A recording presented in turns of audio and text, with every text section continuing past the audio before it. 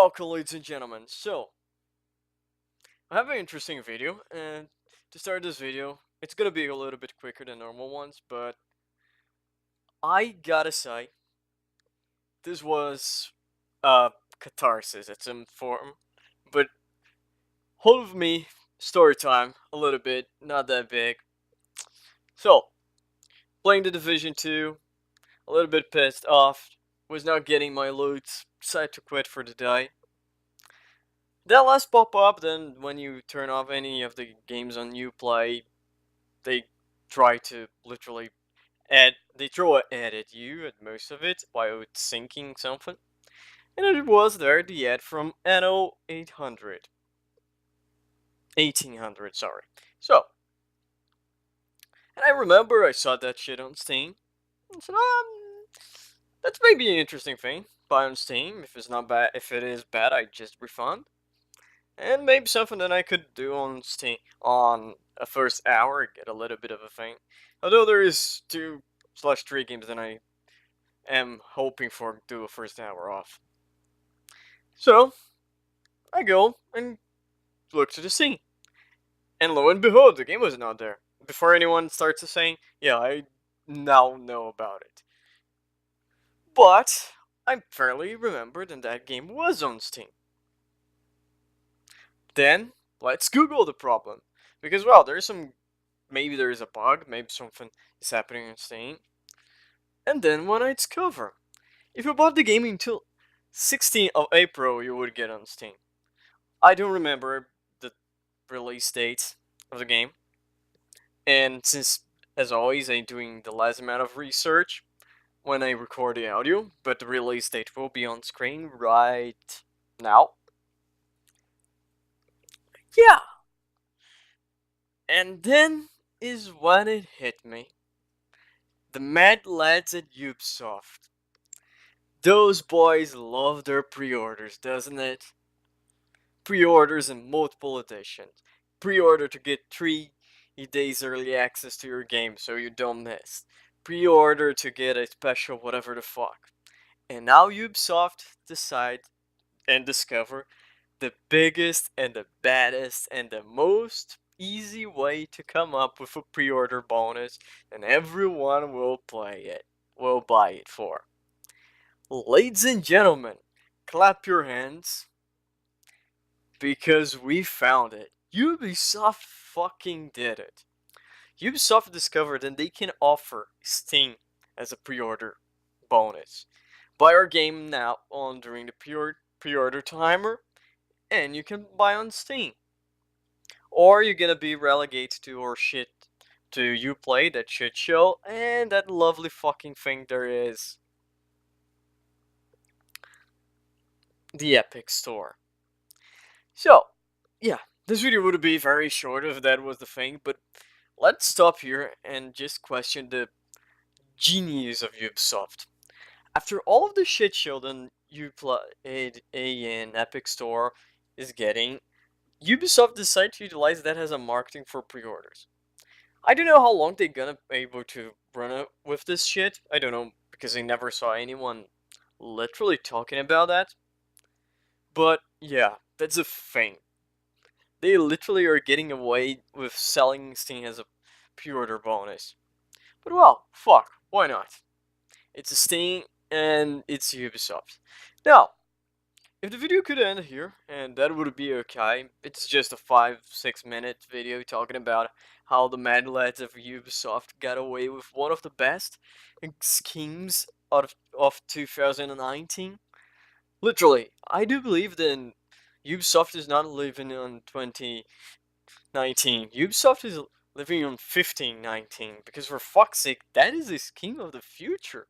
The lads on the marketing team, or the sales team of Ubisoft, saw that console war bullshit that we are having on PC right now, and literally run up to 11. Clap my hands for the mad lads of Ubisoft marketing or sales department. Now, I don't know, maybe that was unintentional, maybe it was because of the way the deal happened, but I doubt it. Anno was not a game that was like, although have a heavy marketing, it didn't come up for. It just come up for sale on Steam after Ubisoft made the deal. So you may guess that that was a pre. Nobody on Ubisoft said that that wasn't a thing they was about to do. That has to be intended. Now, as I said, this was the main reason why I would do the video, but there was one more. Gearbox asshole Randy decided to throw a PC gamer interview. Kinda, maybe. Look, the guy is a kind of an asshole. He literally joked about the fact that there was a bug that missed a coma on Alien Colonial Marines for fucking hell, and that game was a larger garbage. And look, I'm not gonna throw accusations at anyone here, but Google the name of the guy and you're gonna discover a lot of fun shit. Now, that's the thing. Gearbox literally are saying, and he literally. Now, I'm not gonna say he literally, because that's the words of PC gamers on screen right now, and it's gonna be for a little bit of a while. PC Gamer on the article literally just said, you can bitch and moan, but Borderlands, the best place for Borderlands 3 is on Epic Store. Look, although Microsoft is not gonna be doing anything about that, but I would be, if I was Microsoft, I would be kind of pissed off because that asshole. Because remember, that's a very interesting thing. Although I don't agree that the Microsoft Store is a very good thing, it's not even a good store to be honest. It does have a lot of the same problems than Epic 2 in some ways, but I don't have to install it, so it's already there. If I were to buy Borderlands 3, and not gonna deny, not gonna, I don't know, for some reason that's a little bit a part of the main video, but Borderlands never kind of hit the fucking deal for me. I have Borderlands 1 and 2, and I think I didn't pass much more than the beginning hours of each game. I don't know. I don't know if this is the sense of humor or something like that, but I don't know. Something on the game doesn't like. It doesn't catch my. So I decide to let it loose. And for a lot of people, Borderlands 3 is a game that they expect and they want to play. And for a lot of people, this is gonna be, like Buggy said, uh, the straw that broke the camel back, and they will buying on Epic Store. And I don't believe why, but there is Microsoft Store there. And I'm not gonna lie, funnily enough, would be a very interesting if Microsoft Store starts getting more traffic because of this. On a poetic scale, because Tim Sweeney from Epic was shitting on Microsoft a while ago for the fact that Microsoft has a monopoly on the OS system. Yeah, there's a quote about that. I'm gonna try searching for it. If I don't find, sorry. If I do find, and it will be there on the description below. Now, let me be very honest here. Although the guy literally come and say one thing, the reason why we're doing that is mostly because we wants the bigger cut. And well, Randy is right about that. That's the real reason. And that's a half truth that most of the people are talking about here. Now, let's be 100% sure about things here. Snapshot games, yeah, the money they deal with gonna be for the developer, and the lesser cut gonna be for the developer. Shitty deal, yeah, I will stand by the point, and the fact is, snapshot games simply are being like they use their backers as interest-free loaning agents, and I don't find that fair. But fuck it, let's go for the next. I don't know how the fucking thing works for example, the 2K creative staff, because they like, I don't know if those are like 30 parts of 2K, because 2K is publishing some things and they are getting that caching flow to, for example, the Sinking City and other games like that are going there.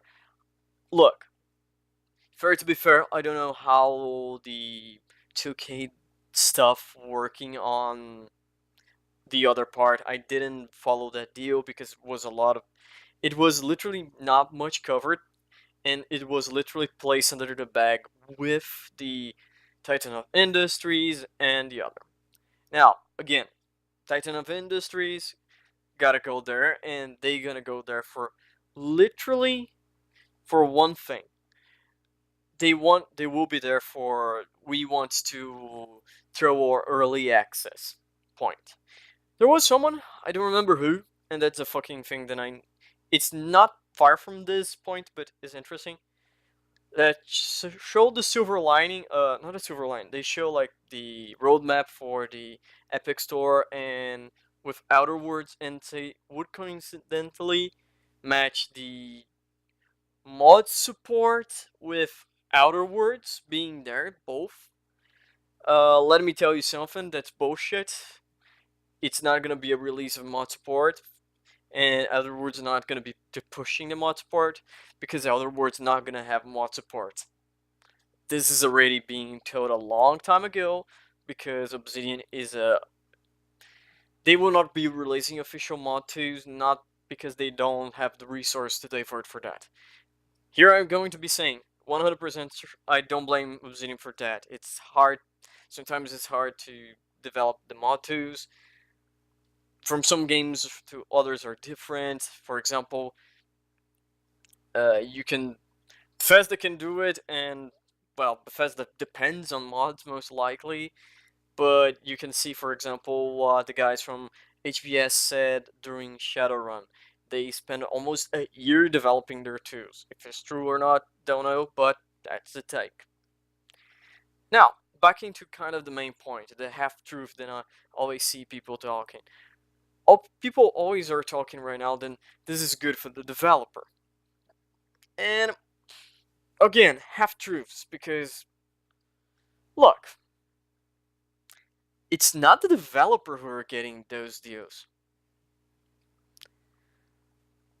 This was something, and again, take with a grain of salt, but someone said, and I got those tweets rolling sometimes, and not only tweeters, I think some comments too on YouTube during the Outer Worlds stuff. Then people are saying the Obsidian was not happy with the deal. Well, let's remind the fact that Obsidian is probably is not happy, because different than many people are thinking, it's not Obsidian who's doing the deal.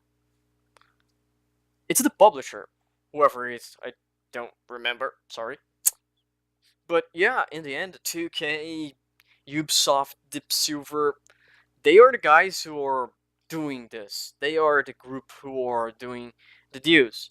They are the ones who will get the cut, not the developer. Now, when you see, for example, Snapshot is a more clear cut, because Snapshot games are getting the fucking thing. They are the developer, quote unquote, publisher.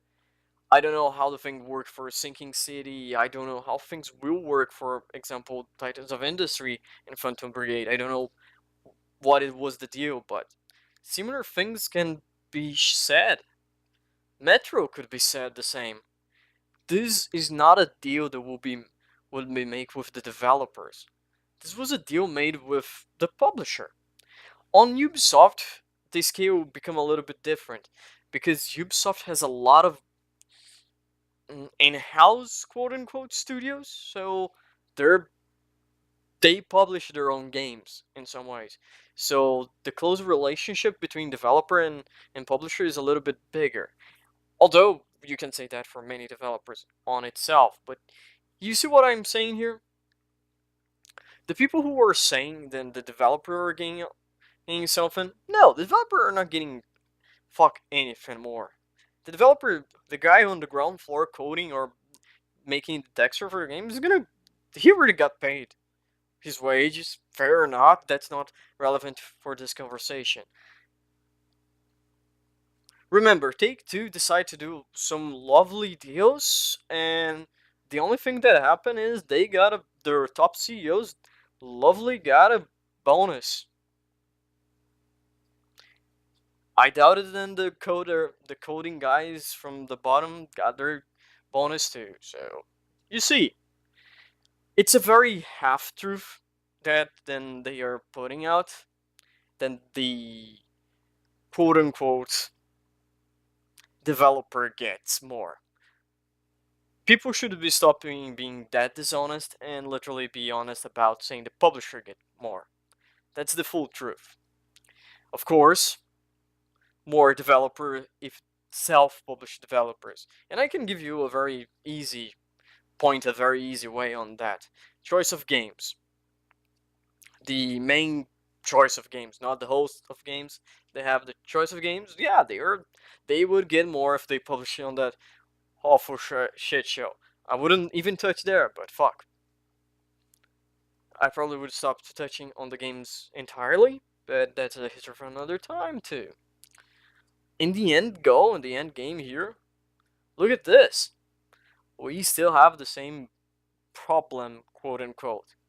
People are spreading this lovely false truth about it, and this is stupid. Developers are not getting that much. The guys who are coding, and maybe even really the developers, are not getting anything. The real fact is, right now, we are literally mixing things up. The entire industry on itself. For example, except on Ubisoft, on EA, most of the time, we tend not to blame that much the publisher, the studio who create a game. We literally do poke the stick at the publisher.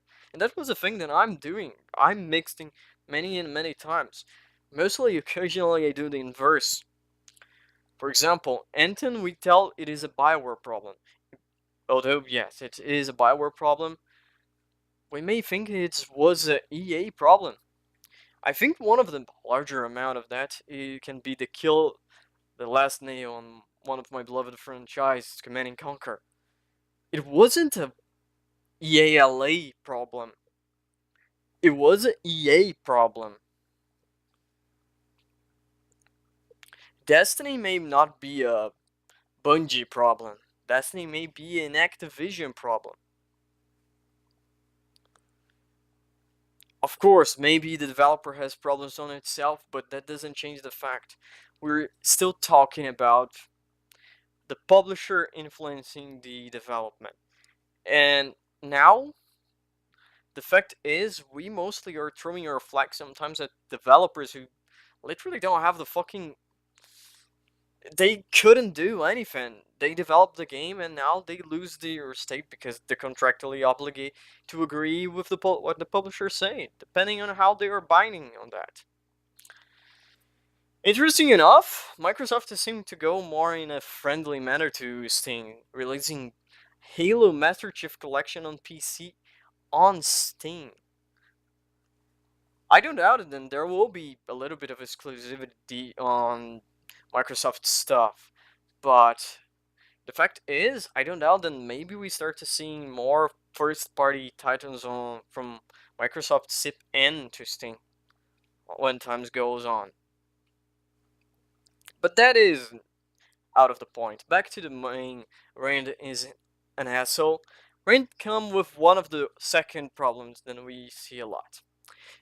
People when came out and started talking about the problem of epics, the qualities, the competition between one and another. Look, competition is a mud waters. Many people will tell you then there is competition, and many people will tell you there isn't. I'm still gonna be one of the people who subscribe to the idea then this is not competition because the same product cannot be sold on both parties, and those are not first party products. It's not like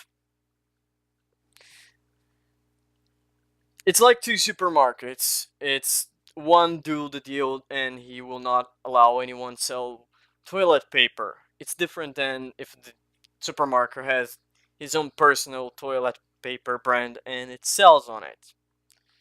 It's kind of the same. Fortnite, I'm okay being exclusive because it's a fully first part project, while Phantom Brigade isn't. Yeah, the cash influx helped the development of the thing. Well, be very interesting now if the thing was. But let's go for the point. Let's stop mixing that and go for the main point of that subject. He's saying one thing. People should stop comparing things first for Borderlands because the Epic Store of today doesn't matter, isn't relevant. The Epic Store from September of this year is what you should be talking about because the Epic Store of September this year is when Borderlands 3 gonna be released. That's not kind of right because, well, the public image of Epic is still bad. Epic's still showing they don't want to better when Tim Sweeney literally say then their store is already perfect. And yeah, that was a quote that he gave on an interview. I'm gonna try to find the link if I don't, sorry. But I think there is a video from Young Yeah, then has this quote. If I don't find the quote, go search on Young Yeah video, one about Epic Store talking on interview. Now, besides that, there is this interesting point here. Then people who are defending saying the comparison isn't fair because Steam didn't release with the features. That's completely stupid. It's like you're not competing with Steam now or Steam on release Steam. You're competing with Steam from now. And even though you're wasting up to $2 million per deal, I believe more, even more. Like $2 million are gonna place like the lower because it's the thing. It's quote unquote what we believe was pay for snapshot exclusive deal. So yeah, I think for example Metro deal was a lot larger, and other exclusive deals was so up to that point was from that point onward. Some may fall a little bit shorter, but we don't know. Now, with that fact in mind, can you understand how stupid it is? If the guy really wants to create a real competitor store, shouldn't he invest on that thing? Shouldn't he invest on his store instead of doing the exclusive deal to hold game hostage? And literally, we got a lot of conflicting messages. Even if you look from type go search on PC Gamer, literally the site who are more doing fluff pieces about Epic Store than all mankind, you can literally see they have conflicting data. For example, they say on one there this is a three conflicting, but break hold the horses. They said then first that was the first news is that I remember because I was scrolling through Facebook and that was the today thing they discovered in more than 80 or 70%, a large percentage of the people who have Epic Store on their computer didn't have Steam installed. After that, a little bit after that, there was the topic that said then, well, the Metro Exodus. My head goes to less light. Sold better than Metro less light on Steam. Okay, there is not. This is stupid, but okay. Let's remind that Metro Exodus had a larger controversy on release date simply because they were selling a fucking difficult option has pre-order bonus, and some people did end up not buying the thing there just because of that. Next, then there was that whole shebang with the spyware stuff, and the answer was we didn't know there was being used to grab stuff. It was a cold leftover from Fortnite. Now, let's note some first the conflicting information about the how they gathered the data if they were not scanning, if it was not intentional. See?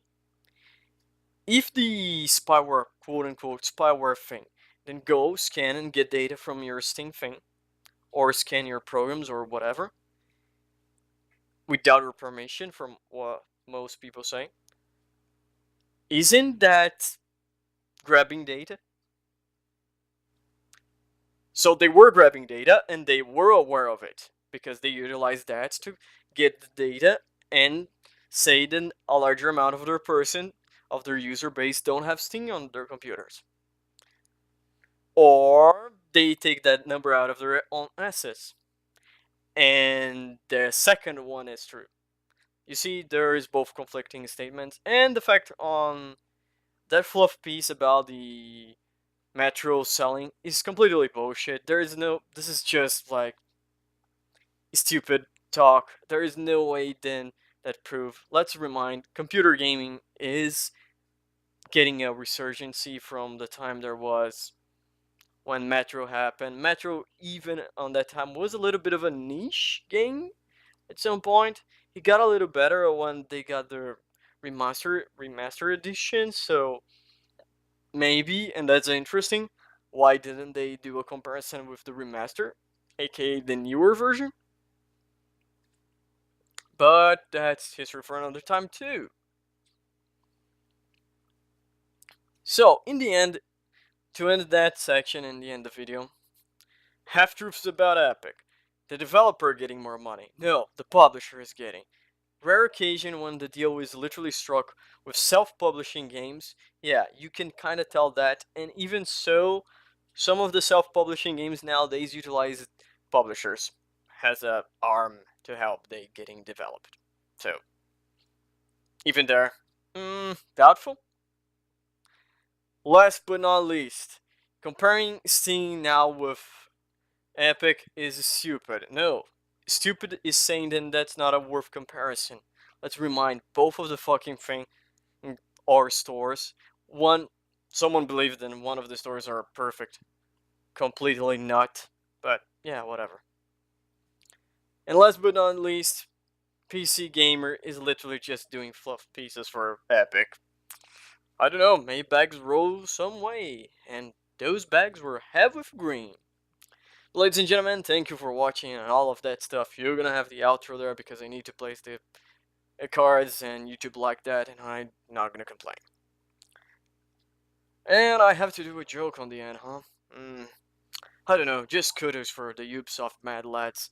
Goddamn, Steam has a pre-order bonus. Who got a funk? Well, ladies and gentlemen, thank you for watching. This was the video. If you enjoyed, leave it a like. If you didn't, leave a dislike.